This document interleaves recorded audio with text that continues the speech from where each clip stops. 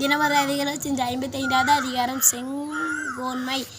ஒருத்து கண்ணோடாது இறை புரிந்த யார் மட்டும் தெரிந்து செவிட்டு அதே துணை வான் நோக்கி வாழும் உலகெல்லாம் மன்னவன் கோல் நோக்கி வாழும் குடி அந்தன் நூற்கும் அறத்திற்கும் ஆதியை நிற்கும் மாந்தனன்கோல் குடிதழி குச்சம் வரினும் மாநில மன்னன் அடித்தளியி நிற்கும் உலகு ஈரப்புரிந்த கோல் ஒற்ற மன்னவன் நாட்ட பயிலும் விளைவிலும் தொக்கு வேலன்று வென்றித் தருவது மன்னவன் கோலதுவும்